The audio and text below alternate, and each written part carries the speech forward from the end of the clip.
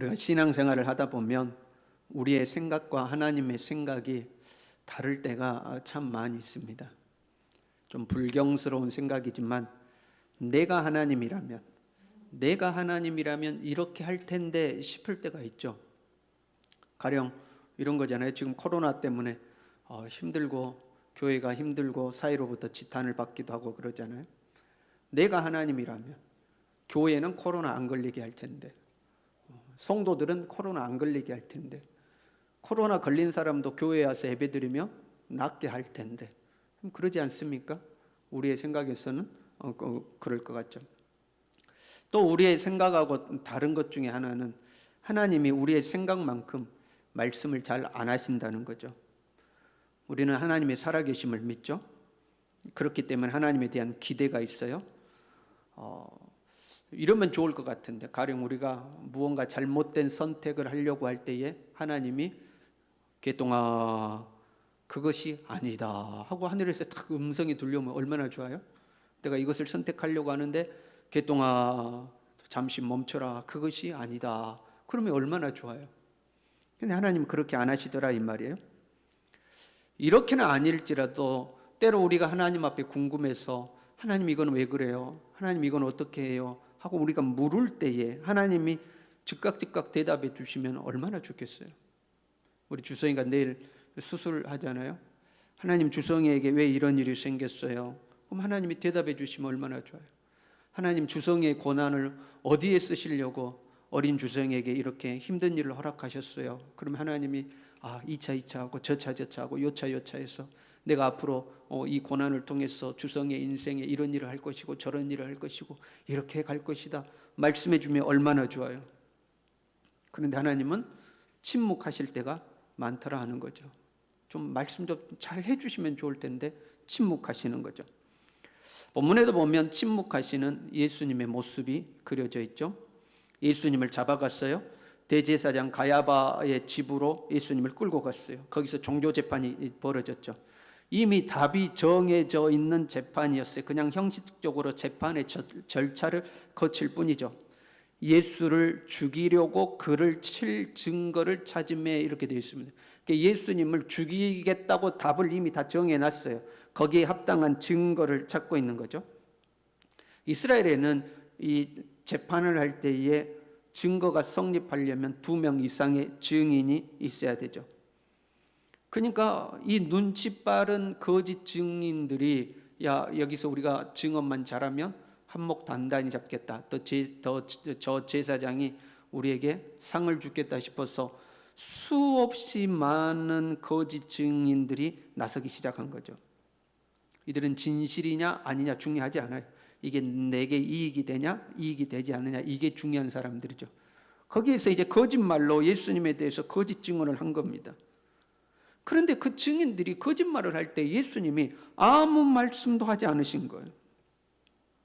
이분 누군가가 나의 면전에서 거짓말을 하면 화가 나지 않겠어요? 단지 자기가 실수한 것을 감추려는 거짓말 말고. 여러분 한번 생각해 봐요. 목사님 하고 어떤 송도가 가가지고 여러분이 있는데 저 김 집사가요 슈퍼에서 물건 훔치는 걸 내가 봤어요. 나는 그런 적도 없는데. 그럼 여러분 열불나지 않겠어요?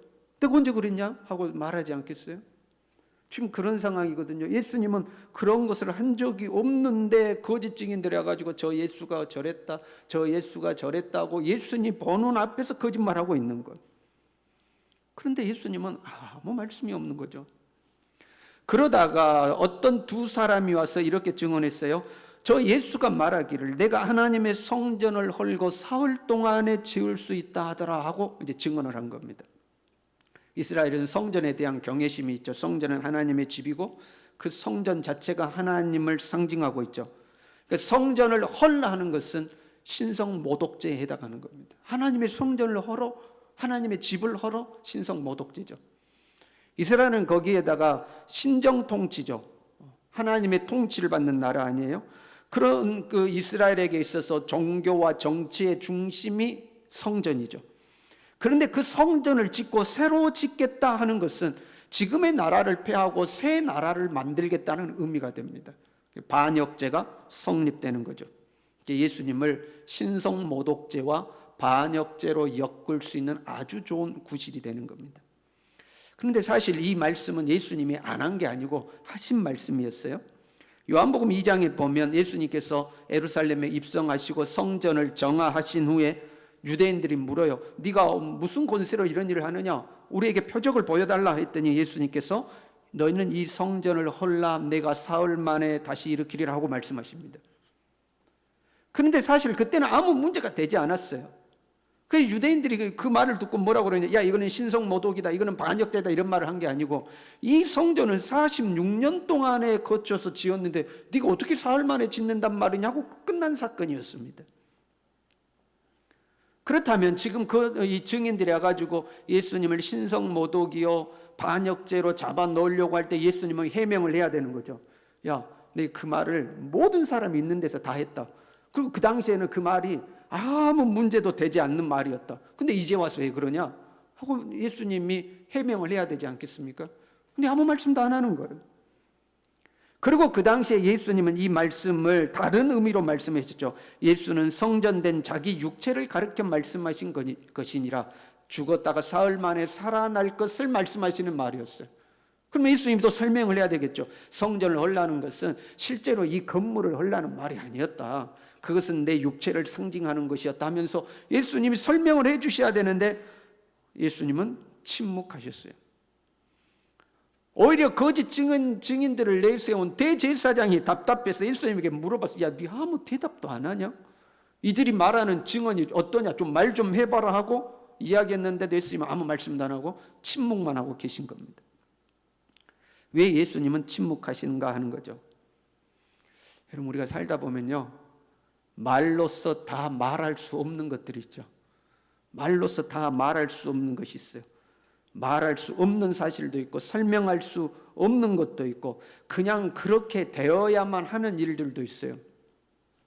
예전에 어떤 집이 가난하지만 화목하게 사는 집이 있었어요. 그 집에 유일한 재산이라고는 소가 한 마리 있었어요.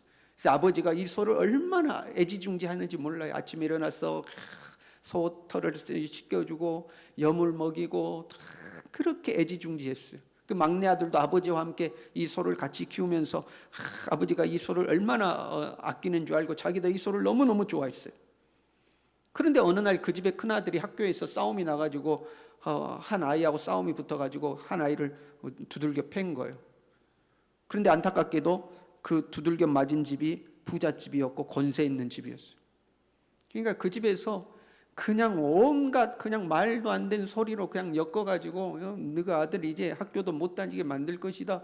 너가 아들 이제 감옥에 집어넣을 것이다 하고 이 어떤 불의한 방법으로 협박을 한 거예요. 그래서 이 아버지가 합의를 보기 위해서 어쩔 수 없이 집에 있는 유일한 재산인 이 소를 그 집에 주기로 한 거예요. 그래서 그 집에서 사람들이 와서 이 소를 끄고 갑니다.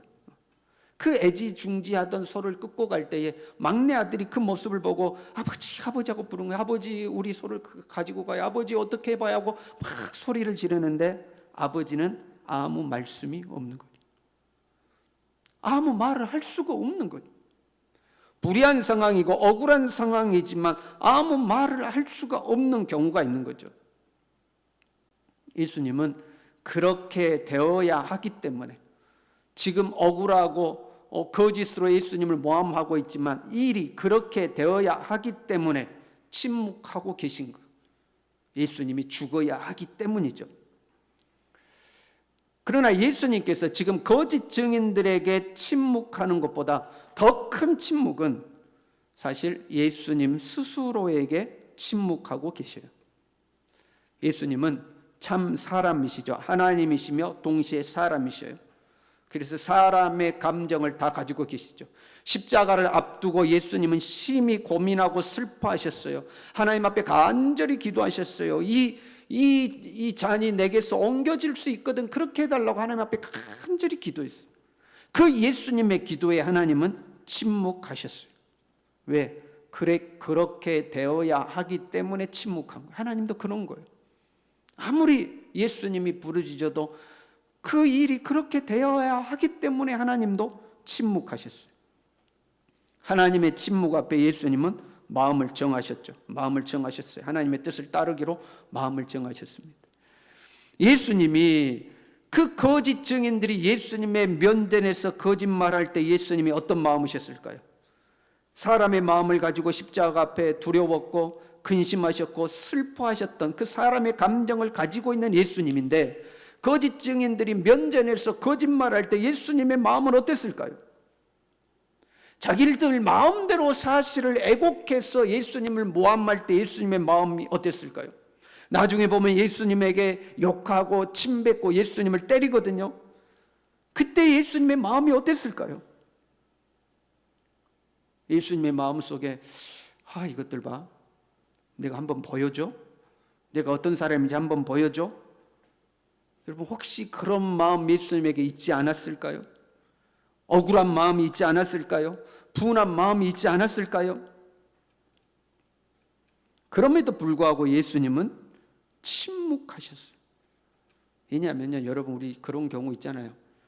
누가 나를 건드려, 그래서 참았어요. 또 건드려, 참았어요. 그냥 꼭 참았어요. 그런데 어쩌다가 못 참고 입에서 한마디만 하자고 한마디 툭 나왔는데, 그 한마디가 마치 물꽃 터진 것처럼 한마디 나온 뒤에 말이 그냥 확 나버리는 경우 있죠. 한마디만 하려고 그랬는데 한마디 하고 났더니 그냥 말이 그냥 싹 터져 나오는 경우가 있죠. 그러면 마땅히 가야 할 길을 가는데 장애가 생기기 시작하는 거죠. 그래서 예수님은 침묵하셨어요. 누구에게요? 예수님 스스로에게 침묵하신 거예요. 예수님 마음에서부터 억울한 마음, 분한 마음, 자존심 상하는 마음, 그 마음이 일어나서 자꾸 예수님도 말하고 싶어하는 그 마음이 일어날 때 그 예수님의 감정에 예수님은 침묵하신 거예요. 거짓 증인들에게 침묵한 것이 아니라 스스로에게 침묵하신 거예요. 우리는 이 예수님의 침묵하는 법을 배울 필요가 있어요. 말을 하지 말라는 의미가 아니고 나의 내적인 욕망에 반응하지 않는 거죠. 나의 내적인 욕망에 침묵하는 거죠. 남편과 아내가 살아요. 그런데 이 남편이 말이 좀 거칠어요. 여러분, 그런 사람들 많이 있잖아요. 진짜 본의 아니게, 본심은 아닌데 말이 거치신 분들이 있어요. 언어의 훈련을 하지 않았고 그냥 삶이 그렇게 살아왔기 때문에 그래요. 제가 아는 어떤 목사님은 사모님하고 투닥투닥하면 사모님한테 야, 이 모지라 그러는 목사님도 있어요. 언어 습관이 그렇게 되는 거, 언어 습관이. 마음은 그렇지 않은데 언어가 그렇게 돼 있는 분들이 있죠. 그래서 남편이 말이 거칠어요. 그래서 아내한테 야, 이 모지라 그러고 너는 그것도 못하냐 그러고 말이 거칠고 툭툭해요. 그러면 그 말을 듣는 아내의 마음에서부터 욕망이 일어나죠. 너는 입이 없냐? 너는 말을 못하냐? 야, 너도 한마디 해. 왜 맨날 당하고 사냐? 하고 내 안에서 욕구가 일어서기 시작하죠. 그 욕구에 우리가 반응하면 다툼이 일어나기 시작하는 거죠. 그 내적 욕망에 침묵할 줄 알아야 된다 이 말이죠. 사실 우리가 화가 나는 것은요, 불의한 것, 부당한 것 때문에 화가 나는 것 같지만 사실은 그렇지 않아요. 그 불의한 것과 부당한 것 때문에 내 자존심이 상해서 화가 나는 경우가 많아요. 나를 이렇게 대우해? 나를 어떻게 봤으면 나를 이렇게 부당하게 대우해? 이런 거죠. 자존심이 상하는 거죠. 내가 가만히 있으니까 웃어 보이는가? 누구는 성질이 없어서 화를 못 내는 줄 아나? 하고 내 안에서 이런 욕망들이 일어나죠. 그리고 내가 침묵을 깨고 내 내적 욕구에 반응해서 침묵을 깨고 말하기 시작하면 평화가 깨지고 사랑이 깨지고 화평이 깨지기 시작하는 거죠. 더 나아가서는 나를 향한 하나님의 계획이 깨지기 시작하는 거예요. 만약에 예수님께서 침묵을 깨고 야, 내가 언제 그랬어? 야, 너 지금 증언한 너 일로 와봐, 일로 와봐. 내가 언제 그런 말을 했어? 야, 이 바보바 같은 것들아. 내가 한 말이 그런 의미가 아니잖아. 내가 그런 의미로 한 게 아니잖아. 예수님이 이랬으면 어떻게 되겠어요? 요놈들 봐라. 요것들이 내가 누군지도 모르고 내가 가만히 있으니까 우습지. 야, 미가엘 천사 이리 좀 와봐. 미가엘 천사. 이것들 좀 혼 좀 내놔라고. 예수님이 만약에 그렇게 하셨으면 어떻게 됐겠어요? 비록 분하고 자존심 상하고 억울하고 부당한 상황이지만 그럼에도 불구하고 그 길이 가야 하는 길이기에 그 길이 하나님이 기뻐하시는 길이기에, 그 길이 하나님의 뜻을 이루는 길이기에 침묵하신 것. 오늘날 우리 사회를 가만 보면요, 우리가 좀 말이 많아지는 것 같아요. 제 자신을 보더라도 좀 말이 많아지는 것 같아요. 좀 사람이 더 과묵해져야 되는데 말이 많아지는 것 같아요. 그래서 이렇게 말 못하는 사람이 우리 요즘은 없는 것 같아요. 우리가 우리의 마음과 생각을 표현하고 사는 것은 좋은 겁니다. 내 마음을 표현할 수 있다는 것은 좋은 거죠. 그러나 그 말이 많아지는 것이 내 욕망을 다스리지 못한 결과라면, 내가 하고 싶은 말 다 해야 하고, 참지 못하고, 억울하면 따져야 되고, 남이 어떻게 되든지 내 감정 표현해야 내 속이 시원하고, 내 욕망을 다스리지 못해서 우리의 말이 많아지고 그냥 쏟아내는 거라면 우리가 우리 자신을 다시 돌아볼 필요가 있죠. 침묵이 예수님에게는 불리한 것이었어요. 억울한 것이었어요. 자존심 상한 일이었어요. 그럼에도 불구하고 예수님은 침묵하셨어요. 그래서 하나님의 역사를 이루어 가신 것. 그래서 하나님의 역사를 이루어 가신 것. 우리의 침묵이 하나님의 역사를 이루어가는 통로가 될 수 있다, 이 말입니다. 하나님은 왜 침묵하시는가? 하나님 우리에게 침묵하실 때 있잖아요. 하나님 나 너무 억울해요. 하나님 나 너무 속상해요. 하나님 나 하나님의 도움이 필요해요. 하나님 뭐라고 좀 말씀해 보세요라고 하나님께 말씀하기를 요구하는데 하나님 우리에게 침묵하실 때 있죠. 그때는 우리가 가야 할 길을 계속 가야 하기 때문에 침묵하시는 거예요. 부르짖는 예수님에게 침묵하시는 것은 예수님이 그 길을 가야 하기 때문에 침묵하신 거예요. 지금 예수님이 본인 스스로에게 침묵하시는 것은 그 길을 가야 하기 때문에 침묵하시는 거예요. 마찬가지인 거예요. 우리가 가는 길이 때로 고난의 길이고 험난한 길이고 자존심 상하는 길이고 수치스러운 길이라 할지라도 가야 할 길이기에 하나님이 침묵하실 때가 있어요.